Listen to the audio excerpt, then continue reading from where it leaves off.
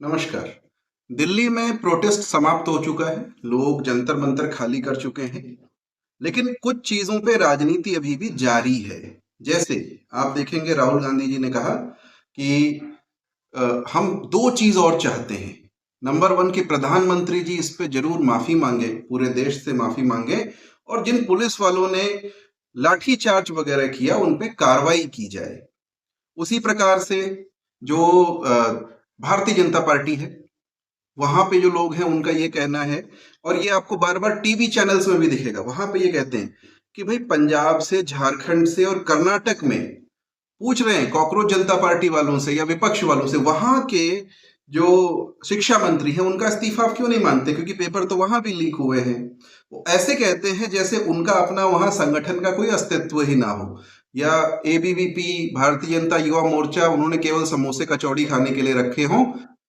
उनसे वहां एजिटेशन नहीं, वो भी दूसरे से अपेक्षा है कि एजिटेशन करे। वैसे ही आप देखेंगे एक बात चल रही है कि ये सब तो ठीक है, लेकिन युवा बड़े अश्लील हो गए हैं। और सच में ऐसा हुआ है। वहां पे लोगों ने खूब बुरी बुरी बातें की, माँ बहन की गालियां भी लिखी हैं, और ऐसी ऐसी चीजें लिखी हैं जो आज भी, कम से कम मैं 90s में पैदा हुआ व्यक्ति हूं, मेरे लिए, या 80s में, 70s में पैदा हुए व्यक्ति के लिए कहा जाएगा कि ये बड़ा अश्लील है। यार, ये आप सार्वजनिक रूप से कैसे कह सकते हैं? आपको ये भी नहीं लगता कि आपके पिताजी देखेंगे या आपके छोटे और बड़े भाई बहन देखेंगे तो वो क्या सोचेंगे?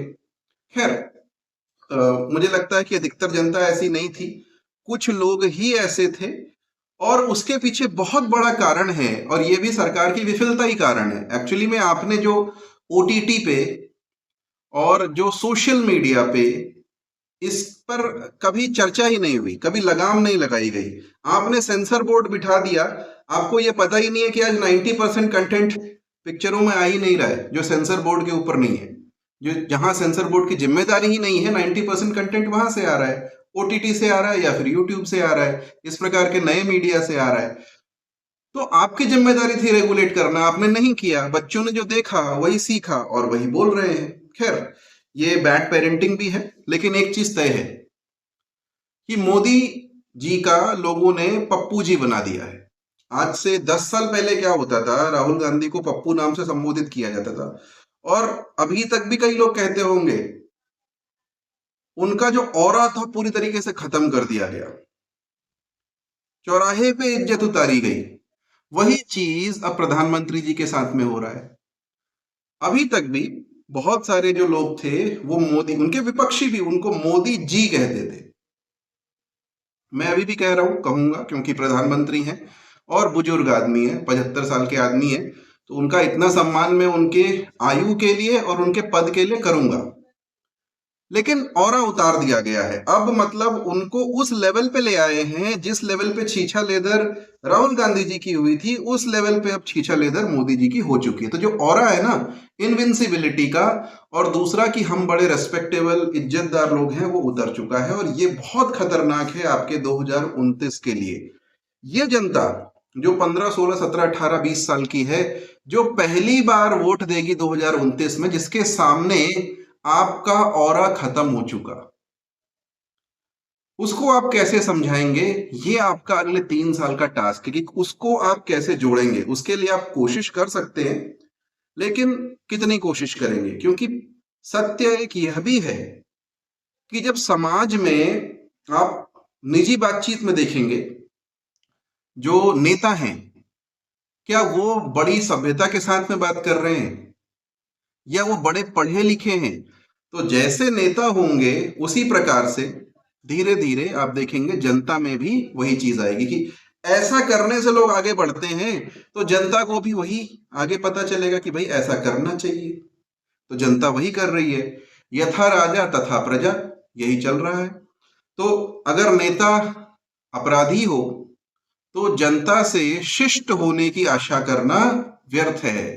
तो अपराधीकरण को रोकना ये आपका काम था, और यहां भी फेलियर आपकी जिम्मेदारी आती, भले ही आप उनको 50 बातें करते रहे। दो चार चीजें इस बीच और हुई हैं, और बड़ी मजेदार चीजें हुई हैं। मुझे देख करके अच्छा लगा कि इस पर सोशल मीडिया में बातचीत हो रही है। एक तो जो सोनम वांगचुक जी की पत्नी है, उनका नाम है गीतांजलि अंगमो। गीतांजलि जी ने एक दो ट्वीट किए। एक ट्वीट में उन्होंने सनातन धर्म के विषय में लिखा और बहुत सारे लोग जो अभी तक उनके समर्थन में थे, जो सोनम वांगचुक के I stand with Sonam Wangchuk उनका फोटो लगा के अपने डीपी में बैठे हुए थे, उन्होंने बोल दिया आपने सनातन धर्म की बात कैसे कर ली, आप ऐसे कैसे कर सकते हैं, इसको कम्युनलाइज कैसे कर सकते हैं, इसमें कुछ तथाकथित हिस्टोरियन हैं, तथाकथित लिबरल्स हैं और इस प्रकार की बहुत सारी जनता है, उनके नाम लेना भी यहाँ पर उचित नहीं है। परंतु बात यह है कि यहां पर आप देखेंगे अचानक से इनका जो धर्म विरोधी चेहरा है ना वो सामने आ जाता है, हिंदू धर्म विरोधी चेहरा है वो सामने आ जाता है। इसी जगहों पे आप देखेंगे कि लोगों की चर्चा ये चल रही कि सिखों ने बड़ी मदद करी, उन्होंने अपने गुरुद्वारे खोल दिए, वहां पर कम्युनल नहीं हुई चीज है। तो अगर वो कहते हैं कि हमने अपने गुरुद्वारों से सिख धर्म के अनुसार काम किया, वो आपके लिए बड़ी सेक्युलर बात है, भाई करना चाहिए था तो किया। लेकिन अगर किसी ने गलती से सनातन धर्म की बात कर ली तो वो कम्युनल हो जाता है। ये दोहरा चेहरा भी सोशल मीडिया पर दिखता है और मैं धन्यवाद करूंगा गीतांजलि जी को, जिन्होंने बहुत सहयोग किया इसको तोड़ने में और उसके बाद से उन्होंने कहा भी कि मीडिया जो है उसकी भूमिका पर हमको एक बार सोचना होगा, भले वो सोशल मीडिया हो भले ही वो ट्रेडिशनल मीडिया हो, वो क्या है क्यों है और किस तरीके से उसको आगे बढ़ना, और ये सच में ही सोचना पड़ेगा। क्योंकि जिस तरीके से कुछ मीडिया के ही या पूर्व मीडिया के लोग मीडिया का ही चरित्र हनन करने में लगे हैं, क्योंकि अब वो सोशल मीडिया में आ चुके हैं, या फिर मीडिया का एक खास वर्ग मीडिया के दूसरे खास वर्ग को लक्षित करके टारगेट करके तरह तरह की बातें करता है। तो ये हमको सोचना पड़ेगा ये कितना ठीक है। आप अपनी ही बिरादरी के लोगों के पीठ पे टारगेट पेंट कर रहे हैं और ये हमने देखा कि इसका परिणाम वहां पर क्या होता है। और मैंने पहले भी कहा है, मीडिया में एक व्यक्ति को भी अगर आप टारगेट कर रहे हैं तो भी गलत है, पूरे वर्ग को टारगेट कर रहे तो भी गलत है, क्योंकि गोदी मीडिया जिसे आप कहते हैं हर पार्टी की होती है और इसमें कुछ भी गलत नहीं है। ये अंग्रेजों के जमाने से है, उसमें गांधी जी खुद अखबार भी चला रहे थे, अंग्रेजों के विरुद्ध में आंदोलन भी चला रहे थे, अंग्रेज को भी अपने अखबार चलाने थे वो भी चला रहे थे। ये हर समय होती है।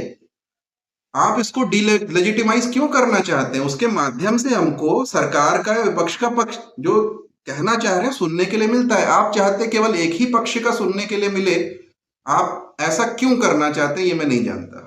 ठीक है, और हर मीडिया अपने आप को निष्पक्ष बताएगा, होता कोई निष्पक्ष नहीं, मैं भी निष्पक्ष नहीं हूं, लेकिन निष्पक्ष बताना चाहिए, प्रयास करना चाहिए। देखो आदर्श और यथार्थ के बीच में हमेशा डिफरेंस रहेगा ही रहेगा, बहुत ज्यादा ना हो जाए इसका हमको ख्याल रखना चाहिए। तो ये बहुत ज्यादा हो जाता है तब आप मीडिया के किसी वर्ग को गोदी मीडिया, जिहादी मीडिया, इस तरह की मीडिया कहने लगते हैं।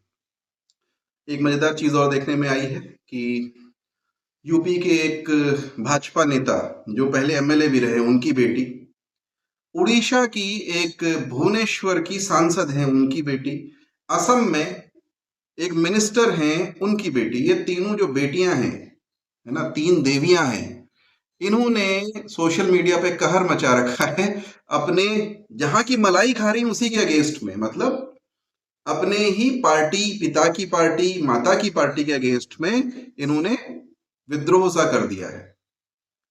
तो मेरा कहना है उन लोगों से जो मुफ्त में इन पार्टियों के लिए जान लगा देते हैं, समय लगा देते हैं, कई घंटे दिन में लगा देते हैं व्हाट्सएप मैसेज लिखने के लिए और फेसबुक और ट्विटर पे बाकी जगहों पे लड़ने के लिए, इंस्टाग्राम पे लड़ने के लिए। आज ही मेरे पास एक व्हाट्सएप आया, प्रोजेक्ट 37 को क्या आप जानते हैं? ये सोरोस की साजिश है। भाई नहीं भी जानते हो या जानते भी हो उससे क्या करना है? ठीक है, सरकार सक्षम है, निपट लेगी, उसको मुझसे और आपसे डिफेंस की कोई जरूरत नहीं है। और विशेषकर तब बिल्कुल नहीं है जब कुछ लोगों को पैसा दे करके इस काम के लिए रखी हुई है कि तुम उसका डिफेंस करो। मैं क्यों डिफेंस करूं? मेरे पास तो कोई पैसा नहीं आता है, ना सरकार से ना विपक्ष से, ना आपके पास आ रहा है, तो जबरदस्ती में क्यों? जो मलाई खा करके बैठे हैं, भाजपा के पैसे पे पले बड़े हैं, जब वो बच्चे उनके साथ में नहीं खड़े हैं तो आप और मैं क्यों खड़े हूं? और ये बात कांग्रेस के लिए और बाकी पार्टियों के लिए भी है। देखिए मैंने पहले भी बोला है पार्टीबाजी और पॉलिटिक्स के चक्कर में व्यक्तिगत संबंध खराब करना मूर्खता की निशानी है। ये काम आपको बिल्कुल भी नहीं करना चाहिए। ठीक है। इस बीच नए शिक्षा मंत्री आ चुके हैं, श्रीमान प्रहलाद जोशी जी। प्रहलाद नाम लिखते हैं, मैंने उनका नाम देखा, उनके PRALHAD, प्रहलाद, बट शायद प्रहलाद ही होगा, और मैं बोलूंगा प्रहलाद है तो कष्टों का सामना करना पड़ेगा। ये जो शिक्षा मंत्रालय है, इसको आप होलिका और चिता ही समझिए। इस पे आप बैठने जा रहे हैं तो आप समझिए कि आप चिता पे बैठने जा रहे हैं, और आपको पूरी कोशिश की जाएगी कि फेल कर दिया जाए, आपको मारने के प्रयास किए जाएंगे, जैसे धर्मेंद्र प्रधान, उनके पहले वो सब भी। तो ये आप बहुत ऐसी जगह पे बैठ रहे हैं, सोच समझ करके बैठिएगा। बहुत ज्यादा प्रसन्न होने की आवश्यकता नहीं, क्योंकि बहुत कुछ करने की आवश्यकता है। सुबह मैंने अपने शॉर्ट में बताया था कि आपने एनटीए को एक बड़ा ऑर्गेनाइजेशन बनाना है। केवल सिर्फ ये नहीं कि एनटीए में आपने 47 लोगों को बर्खास्त कर दिया, वो जो टेम्परेरी वर्कर थे, जो बेचारे परमानेंट थे भी नहीं, 15-20 हजार की नौकरी कर रहे थे, उनसे लीक नहीं हुआ है, उससे सिस्टम सही नहीं होगा। आपका एनटीए इतना है कि उसमें 50 परमानेंट आदमी भी नहीं है। क्यों नहीं है भैया? उसको आप एक इतना बड़ा नाम है तो इतना बड़ा ऑर्गेनाइजेशन तो बनाओ कि वो अपना काम धाम देख सके, और जितना बड़ा उस पर जिम्मेदारी है उतना बड़ा उसका साइज होना चाहिए। भले ही जो बाकी आपके, आप कह सकते भाई कोई यूजीसी का है, कोई कहीं से, वहां से लेकर के आओ लोगों को, उसमें रखो, उसकी बिल्डिंग हो उसके पास में। बल्कि ऐसा हो जैसे चीन में सिस्टम है, वहां पे क्या होता है, जो पेपर बनाने के लिए प्रोफेसर जाते हैं ना, वो अपने घर से 15-20 दिन 25 दिन के लिए गायब हो जाते हैं, जब तक कि पेपर हो नहीं जाता। गाँव गाँव वहां परीक्षा होती है, तो वहां ये सिस्टम है। तो हर प्रकार से सुरक्षित करने के लिए एनटीए को सशक्त बनाना बहुत जरूरी है। कर पाएंगे या नहीं पता नहीं। कई लोग खुश हैं कि अरे धर्मेंद्र प्रधान ओबीसी थे, अब ब्राह्मण बन गए हैं, और प्रहलाद जोशी वो कुछ करेंगे। मेरा उनको ये निवेदन है कि आप देखें यूजीसी पे प्रहलाद जोशी का क्या पक्ष था, और यह भी देखें कि कर्नाटक में उनकी कैसी ख्याति है, वो किस चीज के लिए विख्यात है।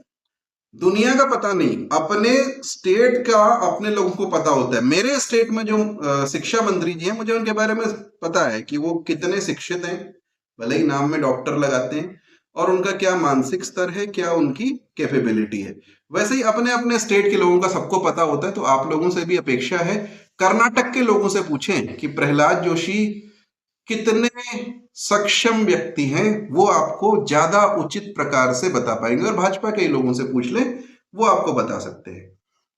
बाकी तो स्वस्थ रहिए, मस्त रहिए। आज ये जो चैप्टर है इसका पटाक्षेप होता है, आज संडे है। कल से हम किसी और चीज पे चर्चा करेंगे। ये चीज पे बहुत चर्चा हो गई, अब कुछ नया टॉपिक जो होगा उस पर चर्चा करेंगे। उसमें यह भी हो सकता है, क्योंकि कल ड्राफ्ट बिल पेश होने की तैयारी है, तो मैं प्रयास करूंगा कि उस ड्राफ्ट बिल पर भी एक वीडियो बना करके आपको दिखा सकूं कि क्या चीज है। आप लोगों ने बहुत साथ दिया, आज हमारे 100 सब्सक्राइबर पार हो गए हैं। आप लोगों का बहुत बहुत धन्यवाद। आशा करता हूं आप लोग साथ में बने रहेंगे। नमस्कार।